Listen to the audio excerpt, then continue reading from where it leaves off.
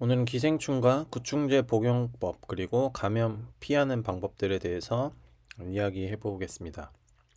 영화 기생충에 나왔던 장면인데 그 검은 상자를 저와 함께 열어보시겠어요? 라고 써 있네요. 자, 함께 알아보시죠.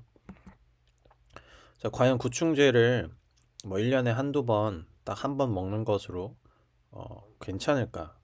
과연 그 정도의 구충제 복용만으로도 인체에 유해한 기생충들을 박멸하고 내 건강을 지킬 수 있을까라고 저는 의문을 제시해 봅니다. 우리나라 대한민국 국민들은 생식 문화가 발달해 있습니다. 이렇게 육회, 육사시미, 뭉티기 같은 소고기를 회로 날것으로 먹고 또 뭐 낙지 젓갈, 뭐 오징어 젓갈, 또 생선 알인 뭐 명란젓, 뭐 굴젓처럼 이런 해산물들도 절임 식품으로 날것으로 먹고 뭐 간장게장, 뭐 새우장과 같이 이런 각각류들의 해산물들도 날것으로 먹습니다. 그리고 생굴도 이렇게 막 먹죠. 보쌈 겨울철에 김장하면은 생굴 같이 먹고 배탈 나고 그러죠. 정말 정말 맛있고 제가 좋아하는 음식들인데 이런 음식들을 먹으면 굉장히 위험합니다.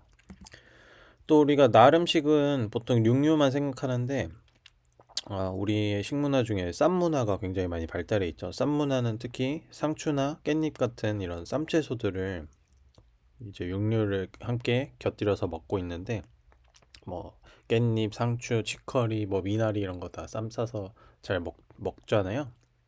근데 이런 생야채들을 생식하는 것 역시도 기생충 감염 위험이 굉장히 높습니다. 자, 이 사진들은 실제로 구충제를 복용하고 몸에서 기생충들을 배출하신 분들의 사진들을 몇 개 가져왔는데요. 왼쪽에 있는 사진은 이제 50대 정도의 남성분이 구충제를 여러 가지를 충분한 기간 동안 먹었을 때 이런 벌레들이 막 여러 마리가 쏟아져 나오신 분도 있고, 오른쪽에 있는 사진은 암환우 커뮤니티에서 가져온 사진입니다. 예, 암환우 분께서 일정 기간 구충제를 먹고 난 이후에 구충제를 먹고 있지 않은 기간이었는데 이런 벌레가 몸 밖으로 변으로 이제 배출이 되었다고 하더라고요. 그리고 이렇게 엄청나게 길다란 뭐 지렁이 같은 기생충도 있고 이 막 뭐 무슨 벌레인지도 모르겠는데 막 엄청 해괴한 괴물들이 있죠.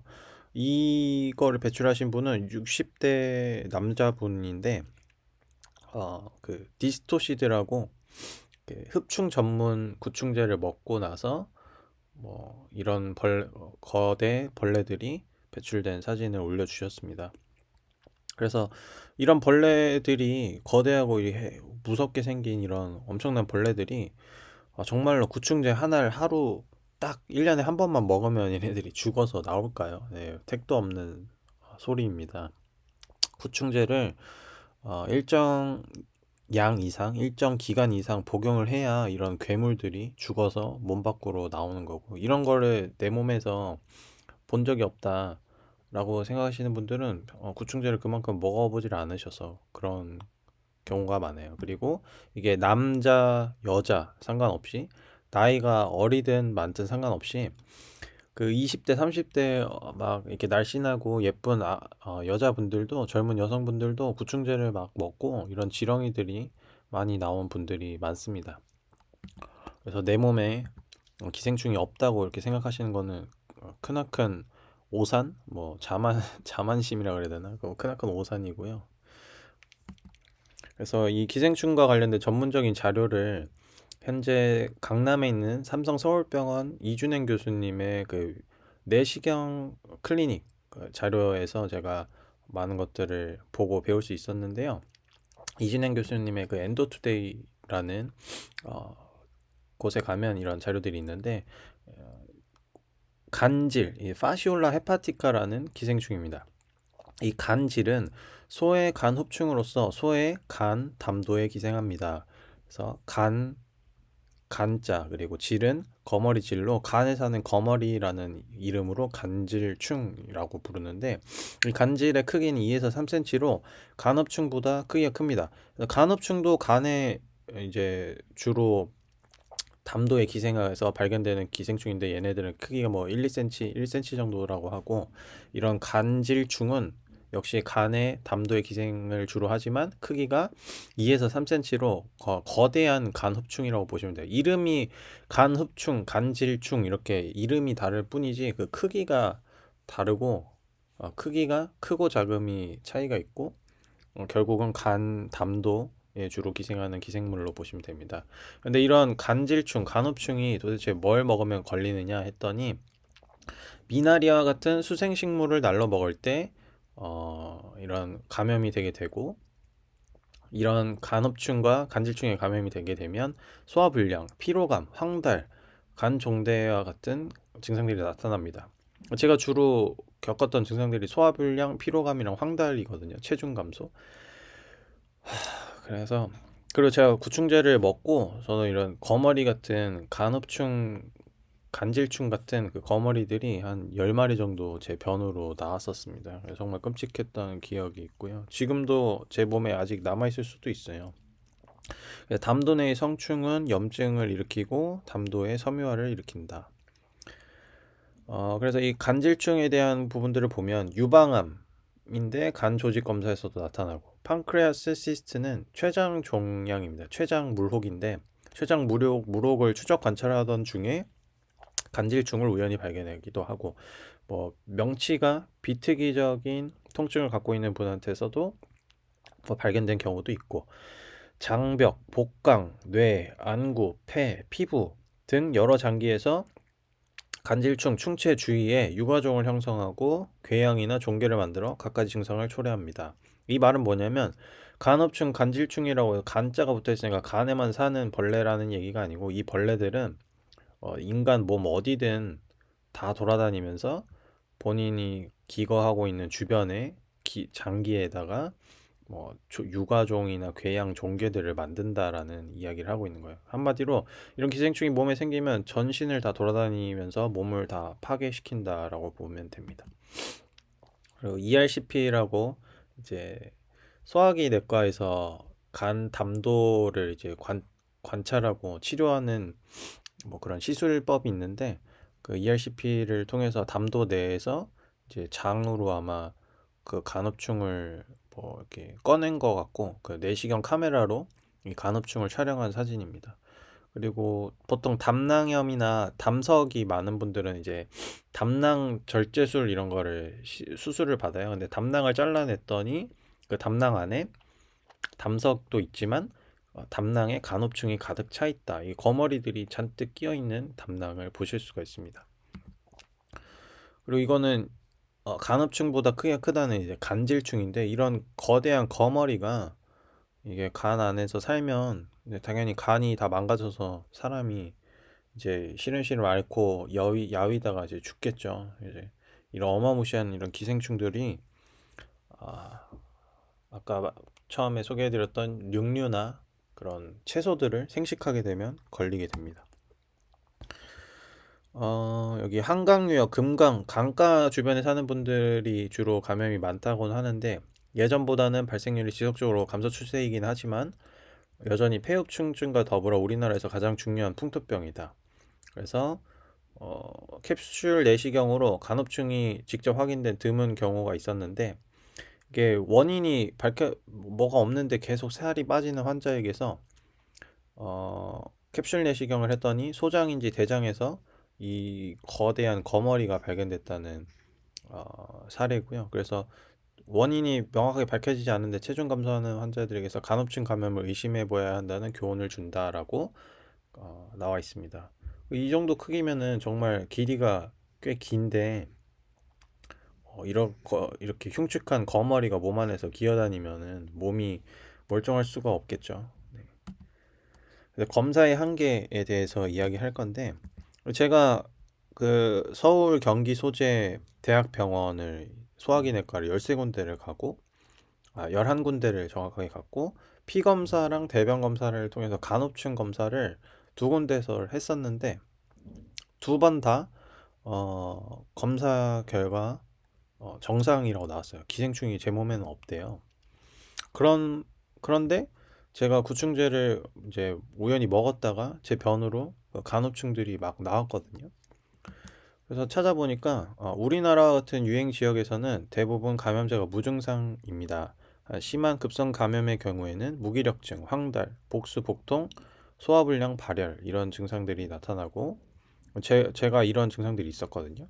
대변 검사에서 충란을 검출함으로써 확진을 할 수 있는데 만성 감염 시에는 충란 산출량이 적어서 검출률이 낮습니다. 저는 아마 만성 감염 환자였나 봐요.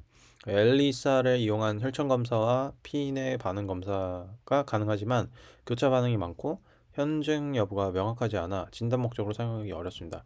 막 줄줄이 써 있는데 그냥 간략하게 한 문장으로 요약하자면 병원에서 하는 충란 대변 검사와 혈액 검사로는 간 흡충의 감염 여부를 알기 어렵다라고 써 있는 거예요. 검사해도 몸에 거머리가 있는지 없는지를 모른다는 거죠. 저는 제 몸에서 그 구충제 먹고 거머리들이 나왔는데 대학병원 가서 두 군데에서나 피 검사, 대변 검사를 두 번씩이나 받았는데도 다 음성 결과를 받았거든요. 자, 그래서 치료약. 그럼 이런 기생충들, 흡충들에 감염됐을 때 그럼 어떻게 치료하는가에 대해서 알아보면 디스토시드라고 흡충 전문 치료 구충제가 있습니다. 프라시퀀텔이라고도 하고 국내 이제 시판되는 약은 디스토시드라고 부르는데 이준행 교수님의 답변을 보면 프라시퀀텔로 한번 치료를 해보고 그래도 치료가 잘 안 되면 알벤다졸을 써보라고 합니다. 프라시퀀텔은 이게 전문의약품으로 분류가 돼 있어서 우리가 약국에 가서 이거 프라시칸텔 흡충 구충제 주세요 하면은 사 먹을 수가 없어요. 이거는 진단서나 그 진료 교수님이 이렇게 처방전을 내려줘야 약국에서 사 먹을 수 있는 약으로 이제 접근이 어려운데 알벤다졸은 약국에 가서 1,000원이면은 한 두 알 들어있는 거 한 꽉을 살 수가 있습니다. 그래서 여기 서울대학교 의과대학 기생충학과 명예교수님 최종일 교수님의 임상기생충학 366쪽에는 이렇게 나와 있습니다. 프라지퀀트를 25mg per kg의 용량으로 하루 3번 경구 투여하는 것을 기본으로 한다. 유행지에서는 반복적인 구충제 투여가 필요하다. 유행지가 우리 대한민국이 유행지거든요. 우리나라 전 국민이 프라진컨테를 반복적으로 구충제 투여할 필요가 있다라고 이해하시면 돼요. 하루 복용으로 치유되지 않은 경우에 같은 용법으로 반복 투약한다. 알벤다졸을 사용할 경우에는 하루에 5mg per kg씩 2회 7일간 복용하여야 효과가 있다. 그래서 알벤다졸이 약국에서 사면 두 알 들어있는데 한 알에 400mg이거든요.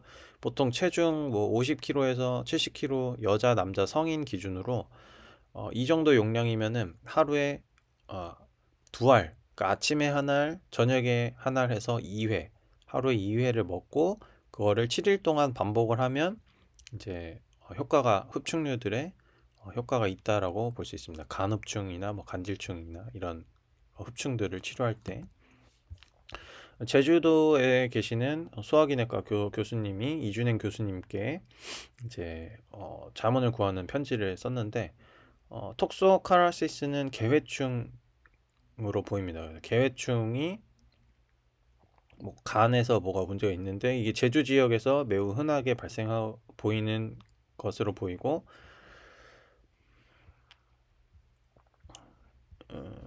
제주도 도민들이 대부분 간과 천엽, 회를 평소에 많이 먹고 있고 특히 말의 생간을 자주 먹는 제주도의 문화와 관련이 있는 것으로 보입니다.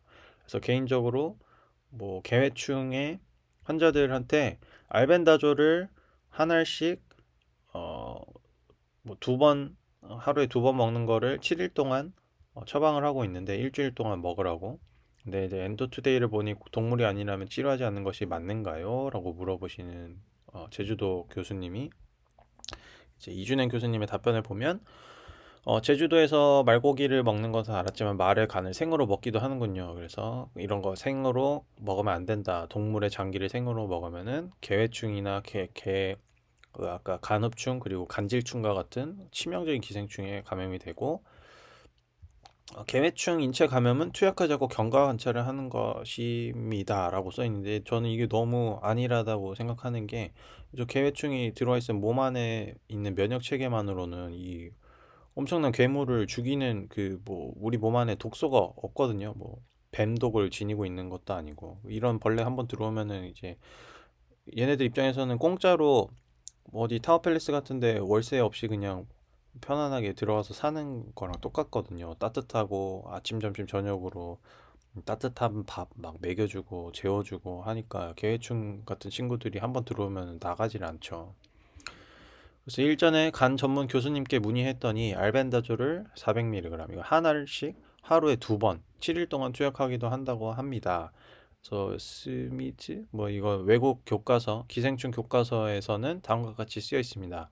Usually only patient with severe symptoms are treated. 이 말은 뭐냐면 보통 환자들 중에 엄청 증상이 심한 사람들한테만 약을 줘라라고 써 있다고 하는데, 저는 뭐 계획충이든 간혹충이든 이게 뭐 몸에 일단 있는지 없는지조차도 검사로 발견이 잘 안 되는 데다가 내가 뭐 혹시라도 살면서 생간을 먹어본 적이 있거나 아니면 육회라든지 뭐 여러 가지 뭐 미나리 같은 수생 식물들을 날로 먹은 적이 있다면 알벤다졸을 뭐 이 정도쯤은 먹어보는 게 뭐 도움이 될 수 있다고 저는 생각을 하고 있고요. 또 두 번째, 그 다음 애독자의 편지를 보면 어디 병원에 근무하시는 또 소화기내과 교수님인데 어떤 환자분을 진단을 하고 치료에 대해 고심해서 상의드렸던 환자에 대한 내용을 보니까 이분은 아마 간혹충이나 간질충에 관련된 환자분을 어, 만난 교수님인가 봐요. 그 교수님이 그 환자에게 간혹충 전문 치료약인 프라지칸테를 7일 동안 복용을 시켰대요. 그럼에도 불구하고 치료 실패가 확인돼서 사람용 트리클라벤다졸을 구하였습니다. 그러던 중 저희 병원 감염내과 선생님 한 분께 자문을 구했는데 트리클라벤다졸을 구해주셔가지고 결과적으로 치료했습니다. 간질충, 간흡충 이런 거 걸리면 프라지칸텔 흡충 전문 약을 구충제를 7일 내내 먹어도 치료가 안 된다라고 이게 나와 있는 거예요. 트리클라벤다졸이라는 약을 먹였더니 환자가 치료가 됐다라고 써 있는데, 현재 트리클라벤다졸은 노바티스사에서 일정량만 생산하여 WHO에 무상 제공을 하고 있고, WHO에서 각 나라에 공짜로 나눠주고 있는데, 그런데 우리나라 질병관리본부는 이것을 신청을 하지 않아서 우리나라에서는 이 트리클라벤다졸을 구할 수가 없다. 그래서 서울대의대 기생충학교실 최종일 교수님이 개인적으로 WHO에 신청을 해서 이 트리클라벤다졸을 받았고 그 약을 무상으로 보내주고 계시다는 정보를 얻었습니다라고 합니다. 2015년도에.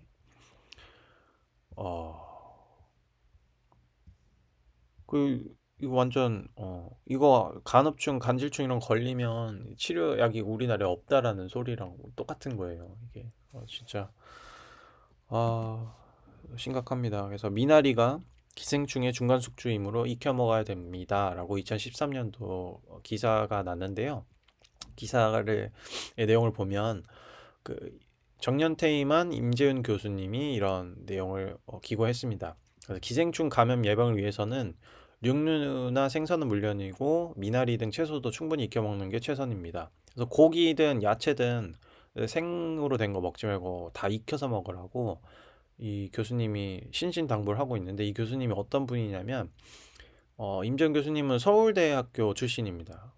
그리고 우리나라 최고 브레인이죠. 서울대 의대를 나와서 삼성 서울병원이면 국내 이제 메이저 대학 병원이잖아요. 그 삼성 서울병원에서 정년퇴임하고 명예교수직을 명예 교수님인지 모르겠지만 아무튼 대단하신 분인데, 그분이 40년간 연구 경험을 바탕으로 대한 소화기 학회지에다가 이런 내용을 실었는데, 이분은 워낙 임상 경험이 많고 연구를 많이 잘 하셔가지고 CT나 초음파, MRI를 물론이고 엑스레이 선을 보면 어떤 영상이든 기생충인지 아닌지를 쉽게 가려낼 수 있는 국내 최고의 영상 판독 명의로 통한다고 합니다. 그래서 임재용 교수님은 우리나라는 담관에 생기는 질환, 담관 결석과 담관암이 서양인에 비해 20배 정도 흔하다 라면서 그 이유 중에 가장 큰 게 바로 간흡충 감염을 일으키는 간흡충, 기생충 때문이다라고 말했습니다. 그래서 간흡충처럼 간 속을 기어다니다가 담관함을 일으키는 기생충이 또 있는데 그게 바로 간질충과 개회충입니다. 아까 간흡충은 1cm짜리 간 거머리고 간질충은 2cm, 3cm짜리 간 거머리라고 그랬죠. 그래서 성균관대학교 의과대학 삼성서울병원 영상의학과 임재영 교수님의 이 논문을 보면 이 간 담도 내에 뭐가 이게 이상한 것들이 있어가지고 외과 수술을 했는데 외과 수술 결과 담관 속에서 이 작은 거머리 간디스토마 간흡충이 수백 마리가 쏟아져 나왔다고 합니다.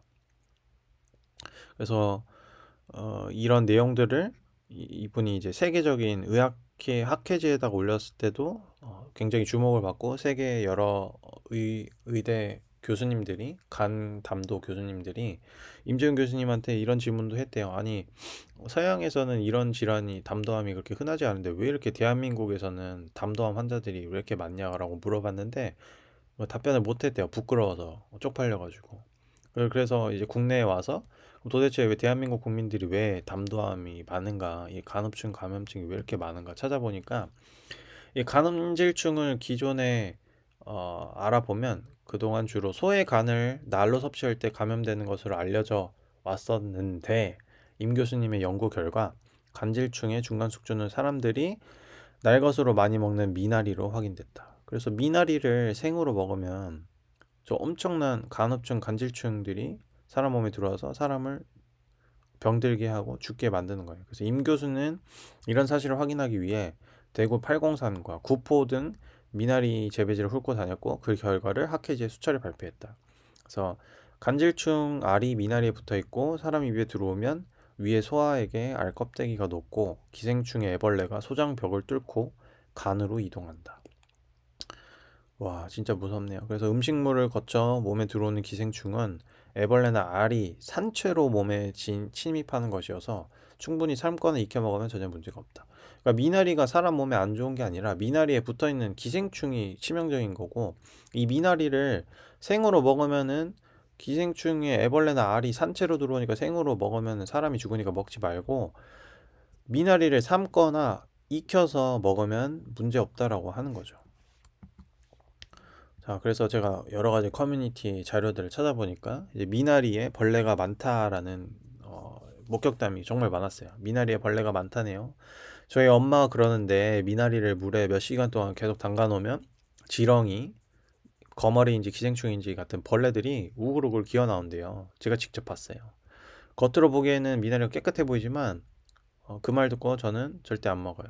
그래서 미나리를 저는 익혀서도 먹기 싫어요. 라는 분이 2025년도에 글 쓰신 분이 있고 22년도에 어떤 분이 쓰는 얘기는 미나리 아는 지인 얘기 듣고 입에도 안 돼요. 그 생미나리를 아는 지인이 먹었다가 기생충 감염되었는데 그게 엄청 독한 기생충인지 온 혈관에다가 알을 다 까고 번식을 해서 그 집이 전체가 난리가 났었거든요. 진짜 너무 징그러워서 기절하는 줄 알았어요. 미나리는 꼭 익혀 드세요. 네네. 그분은 입원을 장기로 해가지고 장기간 동안 입원을 해서 거의 혈액투석급으로 치료를 했다고 들었어요. 유유. 오래전 이야기인데 그 사진 찍는 거, 뭐 아마 MRI나 엑스레이를 얘기하는 것 같은데 그런 걸 했는데 몸 전체에 알이 다 박힌 것 마냥 기생충이 전신 감염이었대요. 진짜 너무 징그럽죠, 상상만 해도. 그 뒤로 미나리는 쳐다보지도 않아요.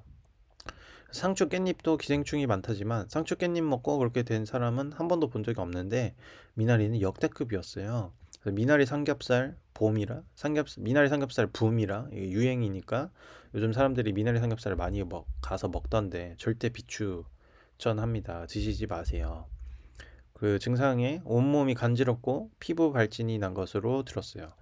김치는 염도가 있어서 괜찮지 않을까요? 김치는 기생충이 적은 것으로 보입니다. 그분 아예 생미나리를 한 다발을 먹고 나서 온몸이 간지럽고 피부 발진이 나면서 어, 뭐 엑스레이인지 MRI를 찍어봤더니 몸 전체에 기생충 알이 다 박혀가지고 퍼져 있는 전신 감염증이 있었다. 그래서 미나리를 절대 먹으면 안 된다. 그래서 이 미나리를 또 제가 막 여러 사례를 찾아보니까 옛날 어르신들이나 어머님들이 이 미나리를 이제 씻고 나서 그거를 이제 미나리가 담긴 그릇에다가 노 수저를 하나 넣어 놓거나 노그릇에다가 미나리를 넣어 놓으면 벌레들이 막 기어 나온대요. 거머리들이랑 이상한 벌레들이. 그래서 미나리에는 벌레들이 진짜 많다고 합니다. 저는 근데 미나리를 먹은 적이 없겠지 생각을 해봤더니 이게 외식을 할 때 저 밖에 식당에서 밥을 정말 오래 먹었거든요. 이제 뭐 제 직장 생활 하니까 이제 집에서 나와서 독립을 해서 자취도 하고 하다 보니까 거의 매 끼니를 회사에서 주는 밥을 사 먹거나 밖에 있는 외부 식당에서 밥을 사 먹었는데 이렇게 생긴 게 저는 뭐 쪽파인 줄 알았는데 보니까 뭐 이거 평양냉면에 막 이렇게 미나리를 썰어서 넣어가지고 먹고 있더라고요. 제가 그동안 먹었던 수많은 외식 메뉴들 중에 위에 올라져 있던 이 초록색들이 다 파가 아니고 미나리도 굉장히 많았을 거라고 생각이 드니까 아, 내가 왜 간이랑 췌장이 아프고 구충제 먹었는데 왜 거머리들이 왜 나왔나 그 이해가 되더라고요. 그리고 도토리묵도 이게 다 미나리 도토리묵 무침이래요. 그래서 내가 식당 가서 집밥 이런 반찬 구성들 나오는 식당 가서 밥 먹으면 도토리묵 무침 심심치 않게 나오는데 나 그냥 뭐 아무 생각 없이 먹었는데 그 미나리면은 완전 벌레 알이랑 유충 잔뜩 들어있는 거를 먹고 먹은 거거든요. 그리고 이 미나리 무침류 이런 반찬들도 있고 그래서 미나리는 사람 몸에 진짜 좋은 약초이자 뭐 허브이고 나물인데 이 좋은 나물을 날로 생으로 먹으면 기생충에 감염되기 때문에 꼭 익혀서 드셔야 됩니다. 이런 거 절대 먹으시면 안 돼요. 자, 다음으로는 이제 해산물인데 우리가 보통 통념적으로 뭐 민물고기를 먹으면은 뭐 간 흡충, 간디스토마 걸리고 바닷물은 짠물이라 기생충이 없어서 바다 생선 먹으면 안전하다 이런 얘기를 많이 듣잖아요. 아, 진짜 바다 생선도 먹으면 진짜 큰일 납니다. 특히 이런 양식 연어든 자연산 연어든 이거는 대광어거든요. 광어, 방어가 아니고 대광어인데 이런 그 수중에서 바닥에 붙어서 사는 그런 광어류들, 가자미, 넙치류들 이런 생선들도 절대 먹으면 안 돼요. 진짜 오염돼 있고 굉장히 위험한 생선들이라서 13세 남자아이 몸에서 3.5m짜리 기생충이 검출되었습니다. MBC 뉴스. 중앙일보 생선회를 즐기던 13세 남자아이 항문으로 3.5m 기생충이 나오다가 끊겼습니다. 이 기사 읽어보면 이 13세 남자아이가 그 입맛이 아재 입맛인지 회를 진짜 좋아하셨대요. 좋아했대요. 그래서 부모님이 이 아이를 데리고 횟집도 자주 가고 회를 뭐 일주일에 뭐 두세 번씩 먹었다고 하는 것 같아요. 그런데 어느 날부터 뭐 항문에서 막 지렁이들 벌레들이 나오고 막 애가 무기력해지고 막 몸이 아파가지고 한양대 병원에 데려갔더니 한양대 병원 소아청소년과 김용주 교수님께서 뭐 특수한 시약을 이렇게 뭐 해가지고 그 몸에서 기생충을 뽑아냈는데 그 뽑아낸 게 3.5m였는데 중간에 나오다 끊긴 거래요. 3.5m도 이거보다 더 길이가 길었다고 하더라고요. 기사 원문을 보면. 그래서 광절, 열두, 조충 이런 게 바다 생선 회를 먹어도 걸리고 이런 조충, 뭐 촌충, 뭐 흡충, 뭐 이상한 벌레들이 몸 안에 들어오면 사람이 죽습니다. 그냥 뭐 아이고 죽겠다 이런 수준이 아니고 진짜로 사망에 이르기 때문에 절대 생선회 이런 거 드시면 안 되고요.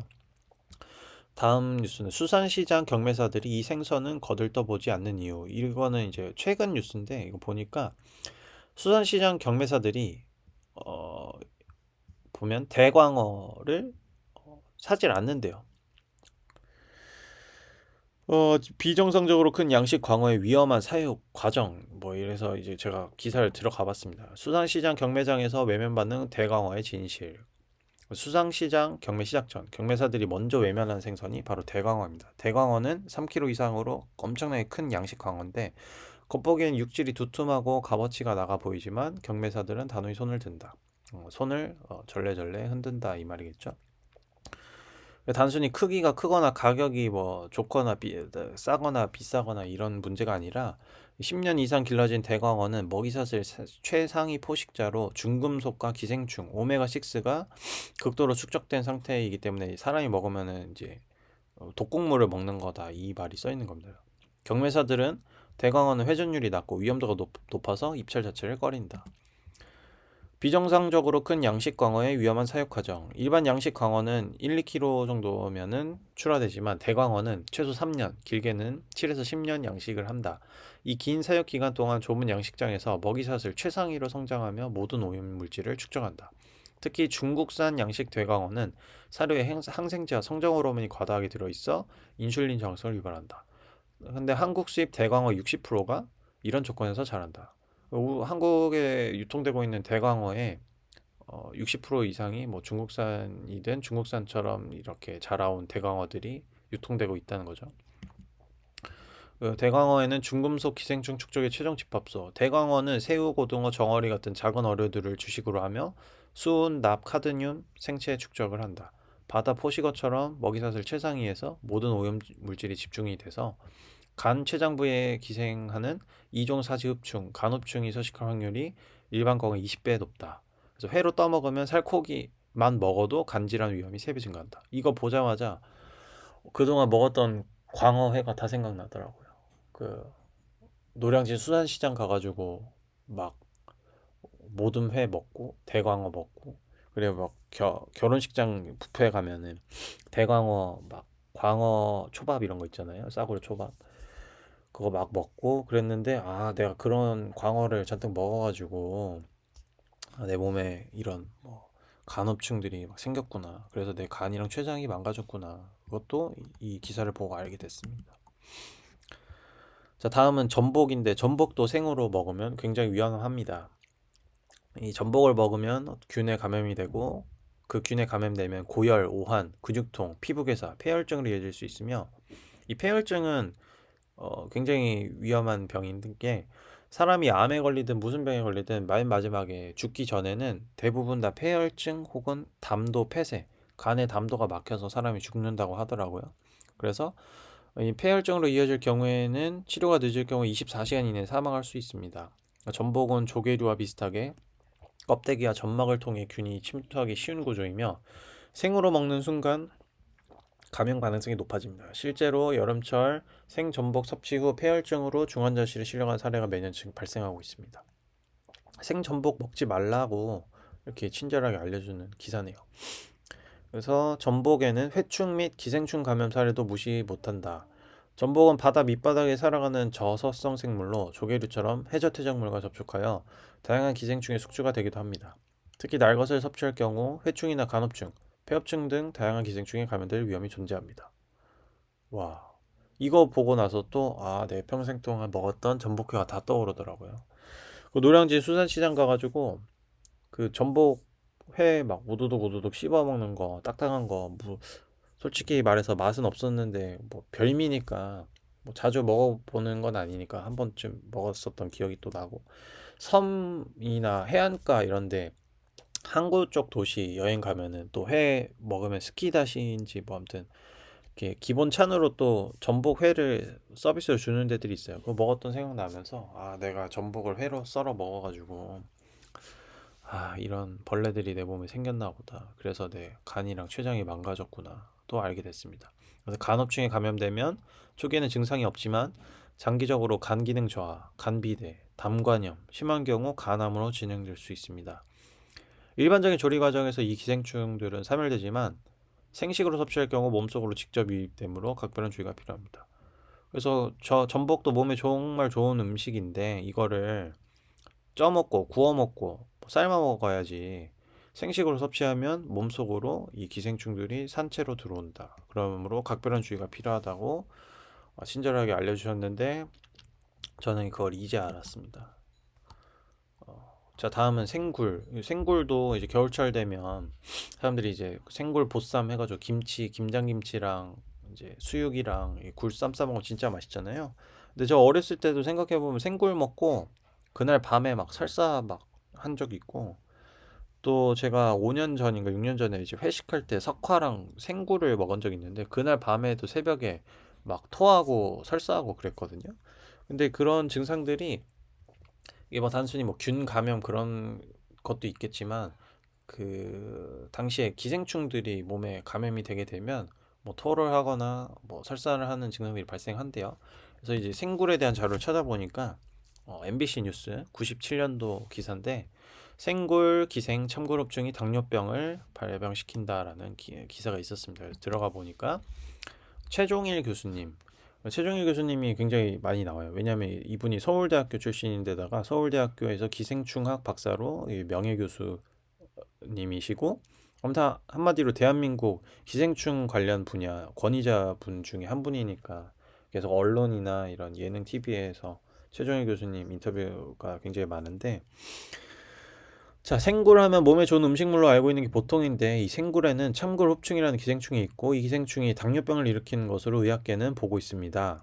정경수 기자입니다. 60대 남자 박 씨는 갑자기 당뇨병에 걸렸습니다. 건강했던 까닭에 당뇨병을 앓을 이유가 전혀 없었습니다.